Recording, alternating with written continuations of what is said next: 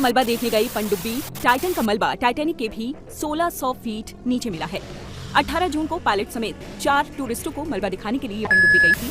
18 जून को जब ये सफर पर निकली तो ये बात है आज से करीब 111 साल पहले की, जब 15 अप्रैल 1912 में उत्तर अटलांटिका महासागर में टाइटैनिक नाम का जहाज डूब गया था। इसमें करीब 1500 लोगों की मौत हो गई थी। दुर्घटना के 73 इयर्स बाद यानी कि 1985 में कनाडा के पास न्यूफाउंडलैंड द्वीप के पास इस जहाज का मलबा मिला। महासागर की समुद्र तल से करीब 2600 फीट नीचे इसका मलबा मिला था। अमेरिकी नौसेना ने इस जहाज को 2 टुकड़ों में पाया था। दोनों टुकड़े एक दूसरे से 800 मीटर दूर पड़े थे और आसपास भारी मात्रा में मलबा था। अब 111 साल बाद एक बार फिर से टाइटैनिक सुर्खियों में बना हुआ है। दरअसल अभी हाल ही में टाइटैनिक का मलबा दिखाने गई एक पनडुब्बी अटलांटिका महासागर में जाकर अचानक गायब हो गई थी, जिसमें 5 लोग सवार थे जो टाइटैनिक का मलबा देखने जा रहे थे। ओशियन गेट कंपनी की पनडुब्बी टाइटन 2021 में यात्रियों को टाइटैनिक के मलबे तक ले जाना शुरू किया था।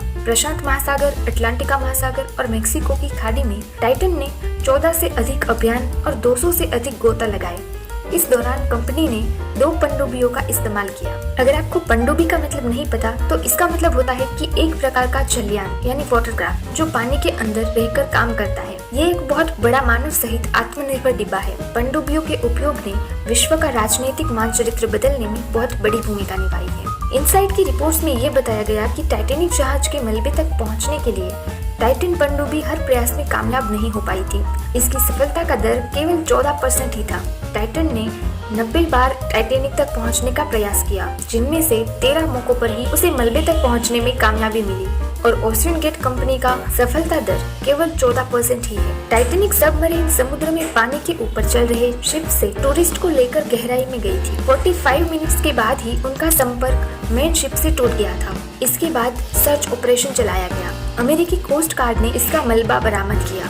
इसमें सवार किसी को भी बचाया नहीं जा सका। टाइटन पनडुब्बी का मलबा टाइटैनिक जहाज से मलबे के 1600 फीट दूर मिला है। ओशियन गेट कंपनी ने बताया कि टाइटैनिक पर सवार सभी 5 लोगों की मौत हो गई है। इस पनडुब्बी पर सवार 5 लोगों में से 4 अरबपति और कारोबारी थे। अमेरिकी कोस्ट गार्ड ने गुरुवार शाम तक पनडुब्बी में ऑक्सीजन की कमी बताई थी। मॉडर्न सी 1013 हरक्यूलस P8 समेत 16 एयरक्राफ्ट इस पनडुब्बी की खोज और बचाव में लगे हैं। OceanGate company Titanic tourism पर ले जाने के लिए एक व्यक्ति से $2.50 लाख यानी कि करीब 2 करोड़ रुपए लेती है। कनाडा से सेंट जॉन न्यूफाउंडलैंड से इस यात्रा की शुरुआत होती है। ये समुद्री यात्रा 8 दिन और 7 रात की होती है। कंपनी इस टूर पर एक बार में ज्यादा से ज्यादा 5 लोगों को लेकर जाती है। अब ऐसे में सवाल ये उठता है कि इतना खतरा होने के बावजूद लोग वहाँ क्यों जाते हैं। हाइड्रोस्पेस ग्रुप के मालिक विलियम कॉल के मुताबिक कुछ लोगों को हवाई द्वीप और कैरेबियन द्वीप के करीब समुद्र की गहराइयों में जाना पसंद है। ये समुद्र के अंदर कलरफुल लाइफ और चट्टानें लोगों को रोमांचित करती है। अमेरिकी पब्लिक रिलेशन कंपनी टारा के मालिक डी अंजियो ने कहा था कि अमीर लोगों के लिए पैसा ज्यादा महत्व नहीं रखता।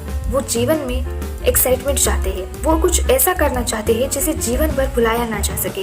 इसी वजह से अमीर लोग इस तरह की समुद्री यात्राएं करते हैं। इनका दावा है कि बीते 50 सालों में पनडुब्बी यात्रा के दौरान कोई भी बड़ी घटना नहीं घटी है। जिस पनडुब्बी से अरबपति गए थे वो दुनिया की सबसे मॉडर्न और एडवांस सबमर्सिबल है। हालांकि पनडुब्बी पायलट रहे ऑफर कैरेट का कहना है कि सुरक्षा चाहे जितनी भी हो, लेकिन इस तरह की समुद्री यात्राएं बेहद खतरनाक होती है। अब इस हादसे के बाद लोग कह रहे हैं कि इस स्थान को कब्रगाह मान लेना चाहिए। अटलांटिक महासागर में डूबे टाइटैनिक जहाज के डूबने से लेकर इसमें छुपे रहस्य से आज तक कोई भी पर्दा नहीं उठ पाया है।